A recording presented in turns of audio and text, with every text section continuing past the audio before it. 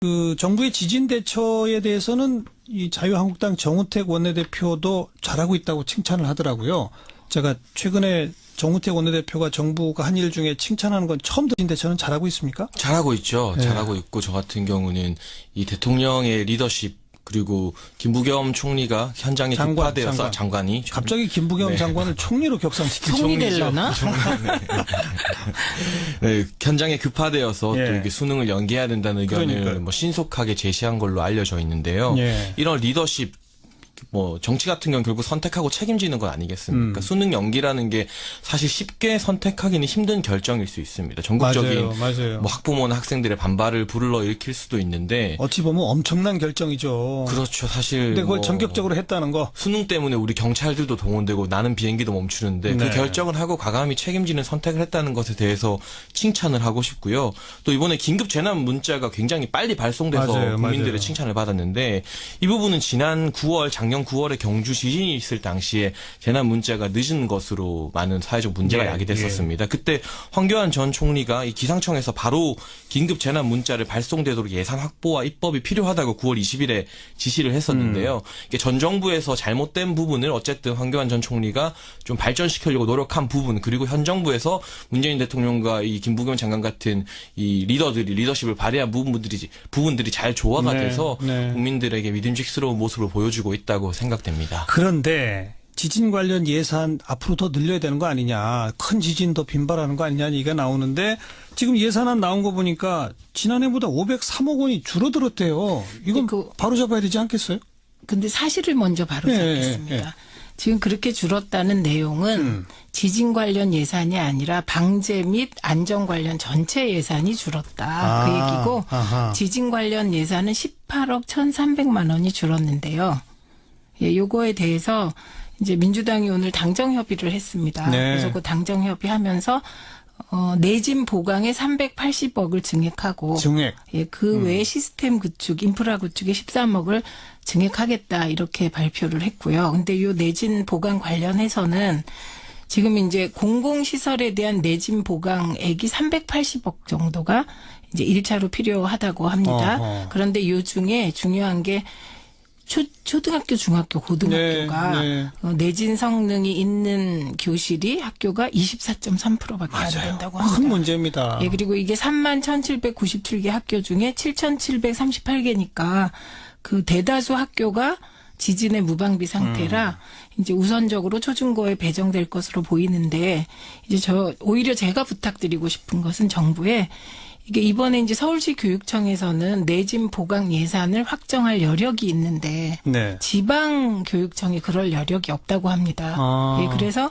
이 내진 보강 안전과 관련하여서도 서울의 학생들과 지방의 학생들이 그렇게 차별을 받는 건 예. 진짜 아닌 것 같아요. 맞아요, 그래서 좀 맞아요. 신경을 써주시기를 기대합니다. 각 지역 단위, 시골 단위로 네. 지방으로 내려갈수록 네, 네. 더 취약할 수 있으니까. 네. 네. 안 하니까 이렇게 내진 설계에서 학교가 가장 취약한 것으로 드러나는 이건 정말 다 우리 어른들이 부끄러워해야 되는 거 아닙니까? 요즘 최민희 의원님 참 좋은 말씀해 주셨다고 네. 생각되는데 특히 수도권과 지방의 격차가 이 내진 설계와 이런 예산에 있어서도 심각하지 않겠습니까? 그래서 이 지방과 수도권의 격차를 줄이는 예산이 저 같은 경우에 사회 간접자본 예산, SOC 예산이라고 보고 있습니다. 아하. 뭐 이 국가에서 예산을 투입해서 이 좀 지역에 떨어진 편의 시설을 보강하고 뿐만 아니라 이게 지방 재정을 부응하는 효과도 있는데요. 예. 이 내년도 예산을 보면은 전년 대비 SOC 예산이 20%가량 삭감되어 있습니다. 그리고 말씀하신 지진 예산 줄어든 것 보면 지진 방제 예산은 전체로 봤을 때 전년 대비 이제 13%가 줄어들었는데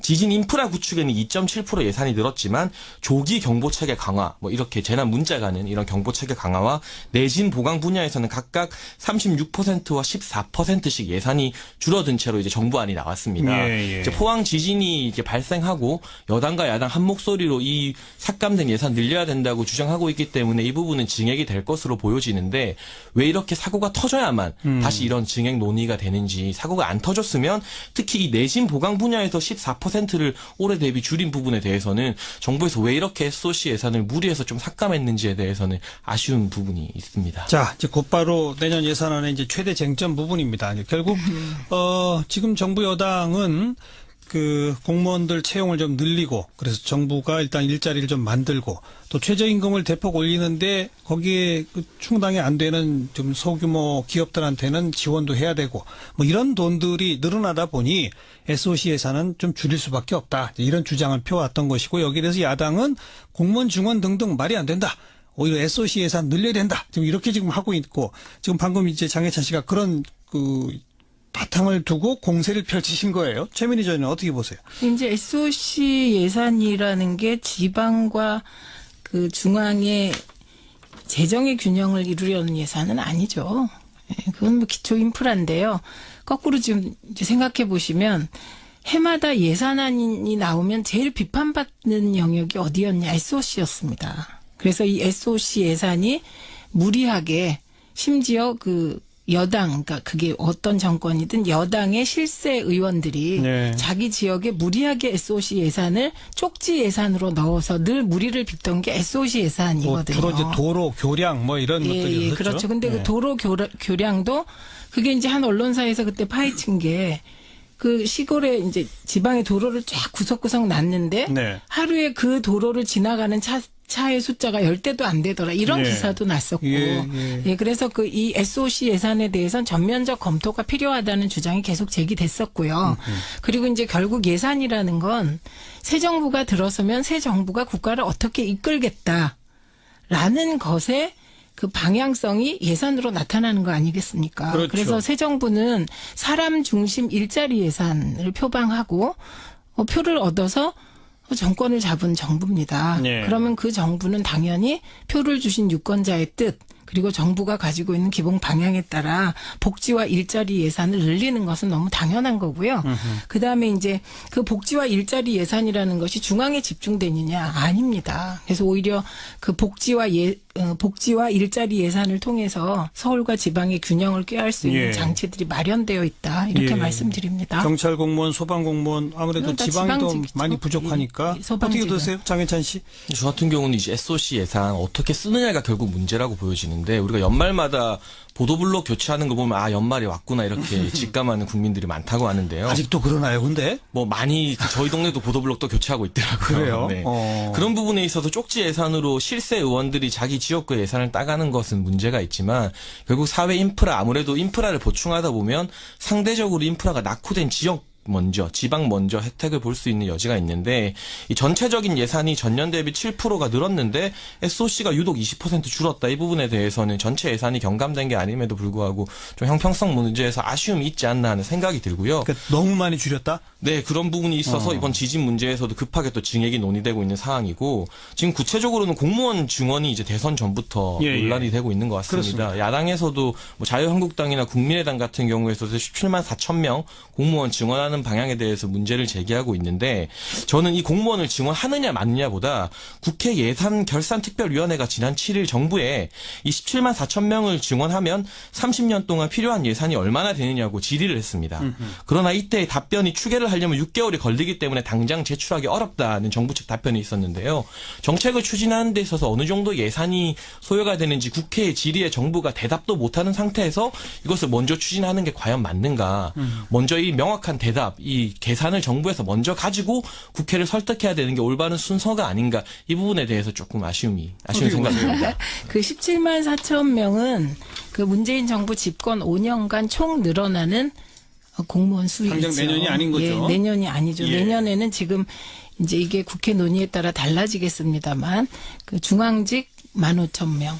지방직 15,000명 이렇게 늘어나는 거 아닙니까? 근데 그 구체적인 거를 들여다보니까 중앙직이 조금 많고 지방직 숫자가 조금 조정이 되는 것 같더라고요. 네. 그래서 이거 구체적으로 보시면 이제 중앙직 같은 경우 이제 늘어나는 게 경찰관입니다. 경찰관이 있고 그다음에 교사 있고요. 예, 등등 해서 그다음에 부사관 있습니다. 경찰이 3,500명, 부사관 4,000명, 생활안전 그 밀접 분야가 6,800명. 예. 그리고 국민들께서 걱정하시는 행정직 300명밖에 안 됩니다. 요게 이제 중앙직이 이렇게 느는 거고요. 그다음에 지방직의 경우는 사회복지가 올해 1,500명 늘고요. 그다음에 소방직이 4,000명 늡니다. 근데 이 소방직의 경우는 이게 이제 소방직 공무원들이 뭐 자살률도 높고 이래서 계속 문제가 되고 있는데 예. 현재 이게 정원이 마련된 정원을 충당하려면 19,000명이 즉시 충원되어야 한다고 합니다. 근데 19,000명을 충원할 수가 없잖아요. 그래서 올해 4,000명 충원하는 거고 국가직을 포함한 교사가 이게 지방직 국가직 나누어져 있어서요. 그게 총 3,000명이거든요. 그러니까 지금 야당에서 저는 걱정을 하셔야 된다고 보고 예산만은 꼼꼼하게 들여다봐야 한다고 생각을 합니다. 근데 이 공무원이 증원되는 부분에 대해서는 조금 좀 더 들여다봐 주셔야 되고 저는 이제 청취자들께도 이 말씀을 꼭 드리고 싶은데 제가 지역을 돌다 보면 예를 들면 소방소를 찾아가면 소방소에서 이제 일하시는 분들이 지금 너무 힘들다 내가 그래서 이제 좀 우리 증원해달라 최소한 인원 그 정원만큼은 해달라고 얘기를 하면서 그분들도 전체 공무원 증원은 반대하는 거예요. 그리고 또 이제 장애인 시설을 운영하는 분들 가보면 장애인 시설이 더 필요하다. 그런데 시설을 늘려달라고 하시면서 또 공무원 증원은 반대하시는 거예요. 그래서 제가 이제 설명을 드릴 때도 지금 정부가 늘리려고 하는 게 바로 당신 소방직 공무원을 늘리라는 거다. 또 이게 장애인 시설을 늘리면 당연히 사회 서비스 일자리가 늘어야 되잖아요. 이런 거 늘리려는 거다. 그래서 이제 조금 좀 더 들여다봐 주셨으면 좋겠습니다. 그러니까 국가 재정 걱정이 있을 수 있다. 그러나 꼭 필요한 분야니까 안 늘릴 수 없는 거 아니냐? 어떻게 보세요? 그렇죠. 말씀하신 것처럼 무조건 공무원을 절대 늘리면 안 된다 이런 거는 말이 안 되고요. 제가 앞서 지적했던 것도 이 국회의 질의에 정부가 예산에 대해서 답변을 못하는 어떤 준비성 부족에 대해서 제가 지적을 했지 무조건 늘리는 게 문제다는 건 아닌데 국민들에게도 이 공무원이 늘어났을 때 부담이 어느 정도고 이 세금 부담을 무릅쓰고라도 증원해야 되는가 좀 솔직하게 여야가 그리고 정부와 국회가 까놓고 알려드릴 필요가 있다고 보여지는데요. 2016년 공무원 연금 평균액이 1년에 2,900만 원입니다. 그러니까 한 사람의 공무원을 뽑게 되면 구급을 기준으로 했을 때 퇴직을 하고 나서 평균 월 250만 원의 연금을 수령하게 됩니다.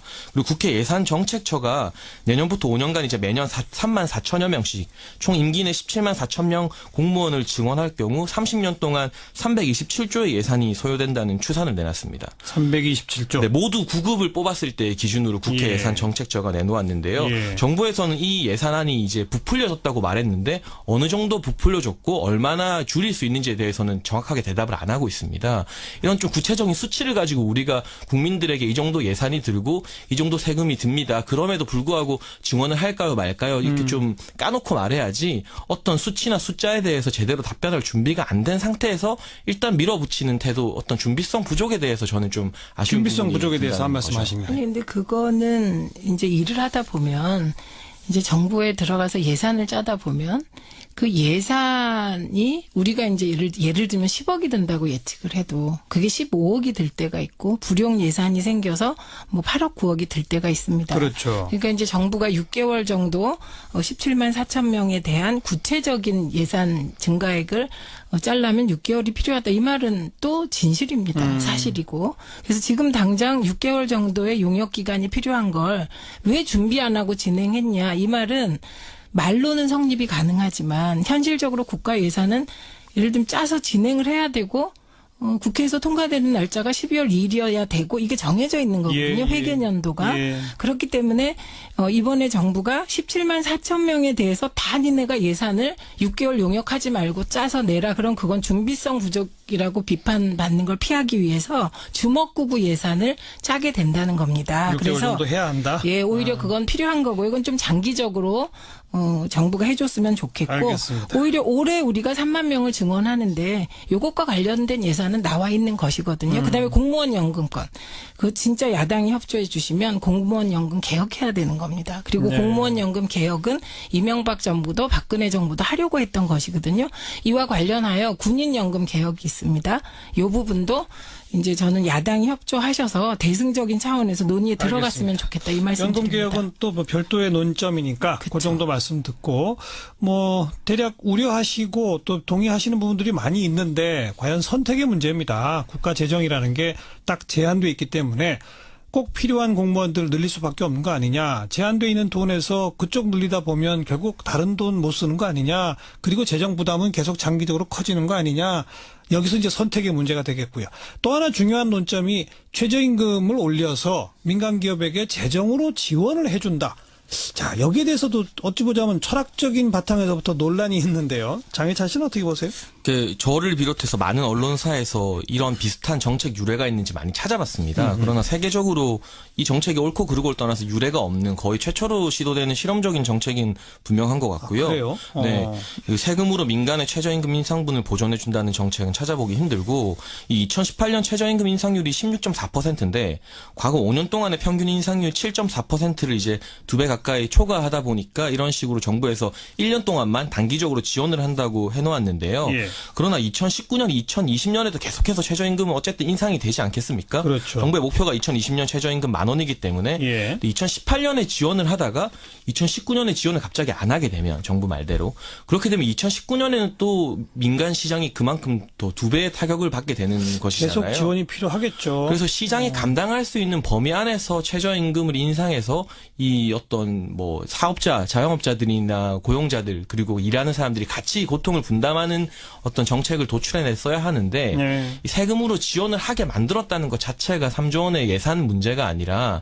이 최저임금 설정에 대해서 우리가 다시 한번 생각해볼 여지는 없는지 좀 최민희 고민되는 저희는 부분 어떻게 같아요. 그러니까 일단 이제 일자리와 임금과 관련한 지원 사례가 세계적으로 없다. 이것은 조금 더 자료를 봐주시기 바랍니다. 있습니까? 왜냐하면 사례가? 이게 유럽에 없을 수가 없죠. 예, 그래서 예. 프랑스나 영국에서 이미 기업 인건비 부담과 관련하여 직접적인 세금 지원도 있었고 간접적으로 세액을 공제해주는 지원이 있었습니다. 그래서 이게 문재인 정부가 하늘 아래 처음 생긴 정부가 아니기 알겠습니다. 때문에 알겠습니다. 그런 거 다 그 전례가 있는지 없는지는 여기서 더 논의하지 네, 마세요. 네, 확인할 수가 논의할 없어요. 필요가 없고요. 그리고요. 그다음에 일자리나 뭐 이런 것과 관련하여 이제 기업을 지원하는 거 있잖아요. 직접적으로 정부가. 그건 이제 중소기업 관련하여 이미 이명박 정부와 박근혜 정부에서 월 20만 원에서 60만 원씩 지원한 예가 있습니다. 그러니까 기업 지원 예가 있다. 예. 이제 이 말씀 드리고요. 그다음에 이제 오히려 제가 여기서 같이 논의하고 싶은 건 어떤 부분이냐면 왜 1년만 지원하려고 하냐 니네. 이제 이런 말씀이잖아요. 근데 그렇다면 그럼 1년 동안 지금 이제 정부가 바뀌었어요. 그리고 최저임금이 7,530원으로 좀 대폭 인상이 됐단 말입니다. 7.4% 정도 인상이 됐는데 그러면 이 인상분에 대해서 지금 현재 자영업자가 어려우니까 예. 그 30명 미만의 그 사업주에 대해서 지원하는 것 자체는 일단 긍정적으로 보시는 거죠. 예, 일단 1년 지원하는 건 할 수 있겠다 이렇게 생각하신다면 저희의 답변은 이겁니다. 저희가 기대하는 최저임금 인상이라는 것은 최저임금이 인상되잖아요. 그럼 최저임금 인상의 혜택을 보는 사람들은 돈을 저금할 수 있는 사람들이 아닙니다. 네. 최저임금이 인상되면 소비 여력이 생긴다고 보는 겁니다. 소비가 확대된다. 예, 그럼 이제 그 소비 여력이 생기면 1차적으로 수혜를 받는 사람들이 누구냐? 지역의 자영업자세요. 예. 그래서 요거는 조금만 지자체에서 노력을 해서 예를 들면 그 성남시가 하고 있는 청년화폐라든지 이렇게 해서 지역 경제가 돌아가기 위한 노력이 조금만 가미되면 지역 화폐 같은 식으로. 예, 그 조금이라도 그건 이제 예고요. 예. 그렇다면 자영업이 조금 활성화되지 않겠냐는 기대를 가지고 1년 동안 마중물 개념으로 지원을 해보는 겁니다. 그래서 저희가 기대하는 것은 그렇게 이제 최저임금을 올리고 소비가 약간 늘어나고 자영업이 조금 활성화되면서 그런 어떤 선순환이 이루어지면 내년에는 지원 규모가 줄 것을 기대하는 거라. 예. 이거는 1년 동안 이제 이게 잘 운용되기를 기대하고 있는 것이고요. 예. 그리고 내년에 뭐 지원액이 제로일 거다 이런 말씀 못 드립니다. 그러나 그 지원의 폭이 줄어가길 기대하는 정책이다. 이 말씀 드립니다. 김동연 부총리도 그런 표현을 썼어요. 네. 내년은 좀 상황을 봐서 결정할 네, 수밖에 네, 없다 네, 이런 그 식으로. 얘기입니다. 어떠세요? 말씀해 주신 게 소득주도 성장론 이제 설명해 주신 것 그렇습니다. 같은데요. 그렇죠. 예. 네.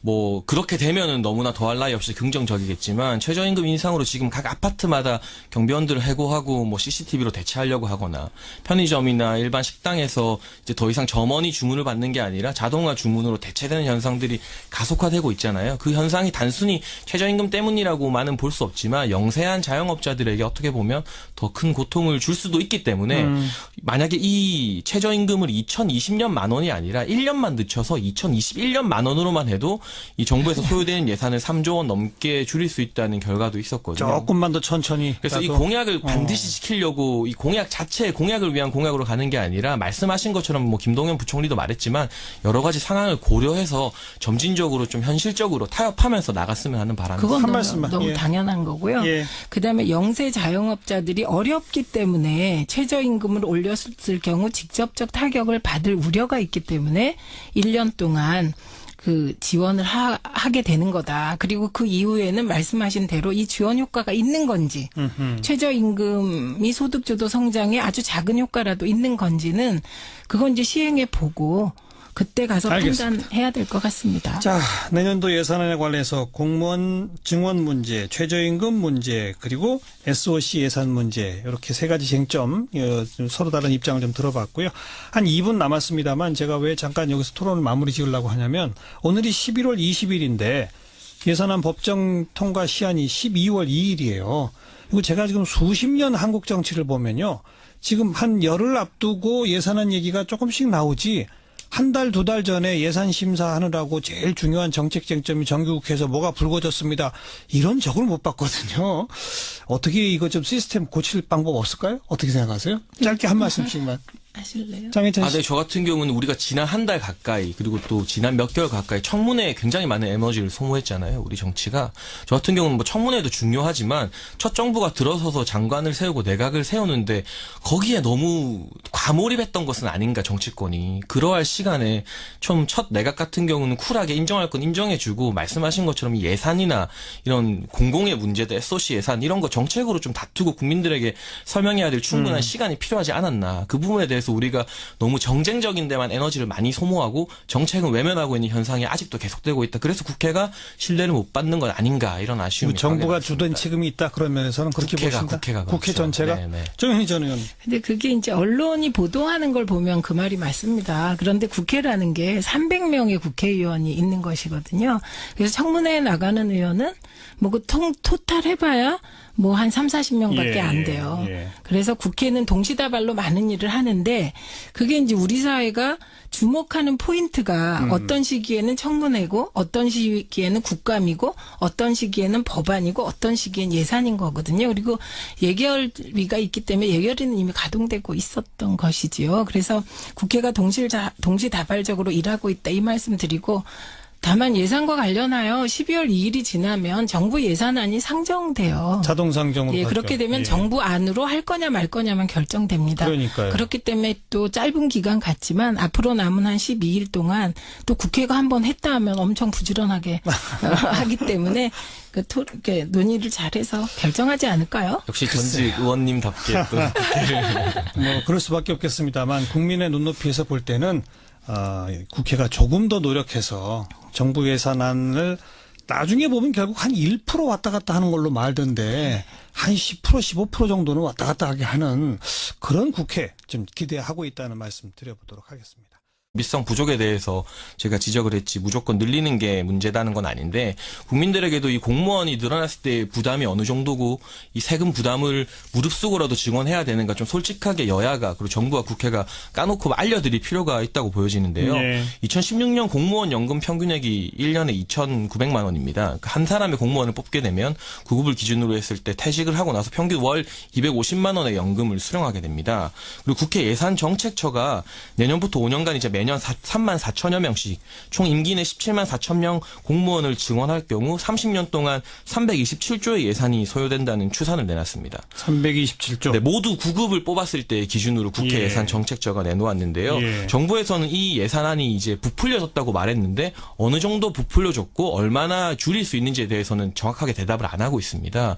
이런 좀 구체적인 수치를 가지고 우리가 국민들에게 이 정도 예산이 들고 이 정도 세금이 듭니다. 그럼에도 불구하고 증원을 할까요 말까요? 이렇게 좀 까놓고 말해야지 어떤 수치나 숫자에 대해서 제대로 답변할 준비가 안 된 상태에서 일단 밀어붙이는 태도 어떤 준비성 부족에 대해서 저는 좀 아쉬운 준비성 부분이 부족에 대해서 한 든다는 말씀 거죠. 하십니다. 아니 근데 그거는 이제 일을 하다 보면 이제 정부에 들어가서 예산을 짜다 보면 그 예산이 우리가 이제 예를 들면 10억이 든다고 예측을 해도 그게 15억이 들 때가 있고 불용 예산이 생겨서 뭐 8억 9억이 들 때가 있습니다. 그렇죠. 그러니까 이제 정부가 6개월 정도 17만 4천 명에 대한 구체적인 예산 증가액을 짜려면 6개월이 필요하다. 이 말은 또 진실입니다. 사실이고. 그래서 지금 당장 6개월 정도의 용역 기간이 필요한 걸 왜 준비 안 하고 진행했냐. 이 말은 말로는 성립이 가능하지만 현실적으로 국가 예산은 예를 들면 짜서 진행을 해야 되고 국회에서 통과되는 날짜가 12월 2일이어야 되고 이게 정해져 있는 거거든요. 예, 예. 회계년도가. 예. 그렇기 때문에 이번에 정부가 17만 4천 명에 대해서 다 니네가 예산을 6개월 용역하지 말고 짜서 내라. 그럼 그건 준비성 부족이라고 비판받는 걸 피하기 위해서 주먹구구 예산을 짜게 된다는 겁니다. 6개월 그래서 정도 해야 한다. 예, 오히려 그건 필요한 거고 이건 좀 장기적으로 정부가 해줬으면 좋겠고 알겠습니다. 오히려 올해 우리가 3만 명을 증원하는데 요것과 관련된 예산은 나와 있는 것이거든요. 그다음에 공무원 연금권 그 진짜 야당이 협조해 주시면 공무원 연금 개혁해야 되는 겁니다. 그리고 네. 공무원 연금 개혁은 이명박 정부도 박근혜 정부도 하려고 했던 것이거든요. 이와 관련하여 군인 연금 개혁이 있습니다.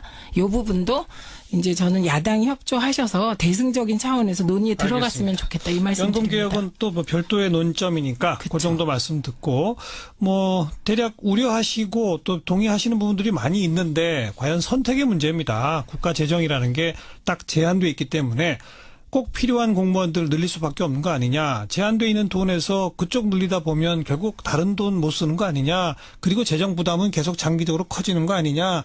여기서 이제 선택의 문제가 되겠고요. 또 하나 중요한 논점이 최저임금을 올려서 민간 기업에게 재정으로 지원을 해준다.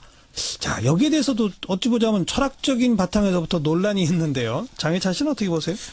저를 비롯해서 많은 언론사에서 이런 비슷한 정책 유래가 있는지 많이 찾아봤습니다. 그러나 세계적으로 이 정책이 옳고 그르고를 떠나서 유래가 없는 거의 최초로 시도되는 실험적인 정책인 분명한 것 같고요. 그래요? 네, 그 세금으로 민간의 최저임금 인상분을 보전해준다는 정책은 찾아보기 힘들고 이 2018년 최저임금 인상률이 16.4%인데 과거 5년 동안의 평균 인상률 7.4%를 이제 2배 가까이 초과하다 보니까 이런 식으로 정부에서 1년 동안만 단기적으로 지원을 한다고 해놓았는데요. 예. 그러나 2천을 투입해서 좀 지역에 떨어진 편의시설을 보강하고 뿐만 아니라 이게 지방 재정을 부응하는 효과도 있는데요. 예. 이 내년도 예산을 보면은 전년 대비 SOC 예산이 20%가량 삭감되어 있습니다. 그리고 말씀하신 지진 예산 줄어든 것 보면 지진 방제 예산을 전체로 봤을 때 전년 대비 이제 13%가 줄어들었는데 지진 인프라 구축에는 2.7% 예산이 늘었지만 조기 경보 체계 강화, 뭐 이렇게 재난 문자 가는 이런 경보 체계 강화와 내진 보강 분야에서는 각각 36%와 14%씩 예산이 줄어든 채로 이제 정부안이 나왔습니다. 예, 예. 이제 포항 지진이 이제 발생하고 여당과 야당 한 목소리로 이 삭감된 예산 늘려야 된다고 주장하고 있기 때문에 이 부분은 증액이 될 것으로 보여지는데 왜 이렇게 사고가 터져야만 다시 이런 증액 논의가 되는지 사고가 안 터졌으면 특히 이 내진 보강 분야에서 14%를 올해 대비 줄인 부분에 대해서는 정부에서 왜 이렇게 SOC 예산을 무리해서 좀 삭감했는지에 대해서는 아쉬운 부분이 있습니다. 자, 이제 곧바로 내년 예산안의 이제 최대 쟁점 부분입니다. 결국 지금 정부 여당은 그 공무원들 채용을 좀 늘리고 그래서 정부가 일단 일자리를 좀 만들고 또 최저임금을 대폭 올리는데 거기에 그 충당이 안 되는 좀 소규모 기업들한테는 지원도 해야 되고 뭐 이런 돈들이 늘어나다 보니 SOC 예산은 좀 줄일 수밖에 없다. 이런 주장을 펴왔던 것이고 여기에 대해서 야당은 공무원 증원 등등 말이 안 된다. 오히려 SOC 예산 늘려야 된다. 지금 이렇게 지금 하고 있고 지금 방금 이제 장혜찬 씨가 그런 그 바탕을 두고 공세를 펼치신 거예요. 최민희 전 의원은 어떻게 보세요? 이제 SOC 예산이라는 게 지방과 그 중앙의 재정의 균형을 이루려는 예산은 아니죠. 예, 그건 뭐 기초 인프라인데요. 거꾸로 지금 이제 생각해 보시면 해마다 예산안이 나오면 제일 비판받는 영역이 어디였냐? SOC였습니다. 그래서 이 SOC 예산이 무리하게 심지어 그 여당, 그러니까 그게 어떤 정권이든 여당의 실세 의원들이 네. 자기 지역에 무리하게 SOC 예산을 쪽지 예산으로 넣어서 늘 무리를 빚던 게 SOC 예산이거든요. 주로 이제 도로, 교량 뭐 이런 것들이 예, 있었죠. 그렇죠. 근데 네. 그 도로 교량도 그게 이제 한 언론사에서 그때 파헤친 게 그 시골에 이제 지방에 도로를 쫙 구석구석 놨는데 네. 하루에 그 도로를 지나가는 차의 숫자가 10대도 안 되더라. 이런 예. 기사도 났었고. 예. 예, 그래서 이 SOC 예산에 대해서는 전면적 검토가 필요하다는 주장이 계속 제기됐었고요. 그리고 이제 결국 예산이라는 건 새 정부가 들어서면 새 정부가 국가를 어떻게 이끌겠다라는 것에 그 방향성이 예산으로 나타나는 거 아니겠습니까? 그렇죠. 그래서 새 정부는 사람 중심 일자리 예산을 표방하고 표를 얻어서 정권을 잡은 정부입니다. 예. 그러면 그 정부는 당연히 표를 주신 유권자의 뜻 그리고 정부가 가지고 있는 기본 방향에 따라 복지와 일자리 예산을 늘리는 것은 너무 당연한 거고요. 그다음에 이제 그 복지와 일자리 예산이라는 것이 중앙에 집중되느냐 아닙니다. 그래서 오히려 그 복지와 일자리 예산을 통해서 서울과 지방의 균형을 꾀할 수 있는 예. 장치들이 마련되어 있다. 이렇게 예. 말씀드립니다. 경찰 공무원, 소방 공무원 아무래도 다 지방이 더 지방직이죠. 많이 부족하니까 예, 소방직은. 어떻게 되세요, 장혜찬 씨? 저 같은 경우는 이제 SOC 예산 어떻게 쓰느냐가 결국 문제라고 보여지는데 우리가 연말마다 보도블록 교체하는 거 보면 아 연말이 왔구나 이렇게 직감하는 국민들이 많다고 하는데요. 아직도 그러나요, 근데? 뭐 많이 저희 동네도 보도블록도 교체하고 있더라고요. 그래요? 네. 어. 그런 부분에 있어서 쪽지 예산으로 실세 의원들이 자기 지역구 예산을 따가는 것은 문제가 있지만 결국 사회 인프라 아무래도 인프라를 보충하다 보면 상대적으로 인프라가 낙후된 지역 먼저 지방 먼저 혜택을 볼 수 있는 여지가 있는데 이 전체적인 예산이 전년 대비 7%가 늘었는데 SOC가 유독 20% 줄었다. 이 부분에 대해서는 전체 예산이 경감된 게 아님에도 불구하고 좀 형평성 문제에서 아쉬움이 있지 않나 하는 생각이 들고요. 그러니까 너무 많이 줄였다? 네, 그런 부분이 있어서 이번 지진 문제에서도 급하게 또 증액이 논의되고 있는 상황이고 지금 구체적으로는 공무원 증원이 이제 대선 전부터 예, 예. 논란이 되고 있는 것 같습니다. 그렇습니다. 야당에서도 뭐 자유한국당이나 국민의당 같은 경우에서도 17만 4천 명 공무원 증원하는 방향에 대해서 문제를 제기하고 있는데 저는 이 공무원을 증원하느냐 마느냐보다 국회 예산결산특별위원회가 지난 7일 정부에 이 17만 4천 명을 증원하면 30년 동안 필요한 예산이 얼마나 되느냐고 질의를 했습니다. 그러나 이때 답변이 추계를 하려면 6개월이 걸리기 때문에 당장 제출하기 어렵다는 정부 측 답변이 있었는데요. 정책을 추진하는 데 있어서 어느 정도 예산이 소요가 되는지 국회 질의에 정부가 대답도 못하는 상태에서 이것을 먼저 추진하는 게 과연 맞는가. 먼저 이 명확한 대답, 이 계산을 정부에서 먼저 가지고 국회를 설득해야 되는 게 올바른 순서가 아닌가. 이 부분에 대해서 조금 아쉬운 생각이 듭니다. 그 17만 4천 명은 그 문재인 정부 집권 5년간 총 늘어나는 공무원 수이죠. 당장 내년이 아닌 거죠? 예, 내년이 아니죠. 예. 내년에는 지금 이제 이게 국회 논의에 따라 달라지겠습니다만 그 중앙직 15,000명. 지방직 15,000명 이렇게 늘어나는 거 아닙니까? 근데 그 구체적인 거를 들여다보니까 중앙직이 조금 많고 지방직 숫자가 조금 조정이 되는 것 같더라고요. 네. 그래서 이거 구체적으로 보시면 이제 중앙직 같은 경우 이제 늘어나는 게 경찰관입니다. 경찰관이 있고 그다음에 교사 있고요. 예, 등등 해서 그다음에 부사관 있습니다. 경찰이 3,500명, 부사관 4,000명, 생활안전 그 밀접 분야가 6,800명. 예. 그리고 국민들께서 걱정하시는 행정직 300명밖에 안 됩니다. 요게 이제 중앙직이 이렇게 느는 거고요. 그다음에 지방직의 경우는 사회복지가 올해 1,500명 늘고요. 그다음에 소방직이 4,000명 늡니다. 근데 이 소방직의 경우는 이게 이제 소방직 공무원들이 뭐 자살률도 높고 이래서 계속 문제가 되고 있는데 예. 현재 이게 정원이 마련된 정원을 충당하려면 19,000명이 즉시 충원되어야 한다고 합니다. 근데 19,000명을 충원할 수가 없잖아요. 그래서 올해 4,000명 충원하는 거고 국가직을 포함한 교사가 이게 지방직 국가직 나누어져 있어서요. 그게 총 3,000명이거든요.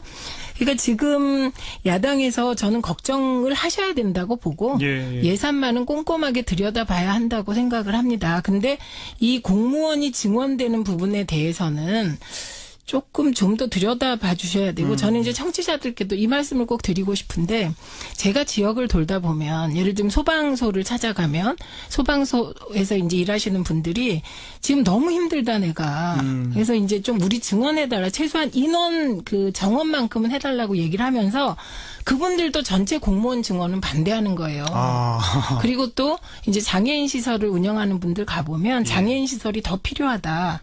그런데 시설을 늘려달라고 하시면서 또 공무원 증원은 반대하시는 거예요. 그래서 제가 이제 설명을 드릴 때도 지금 정부가 늘리려고 하는 게 바로 당신 소방직 공무원을 늘리라는 거다.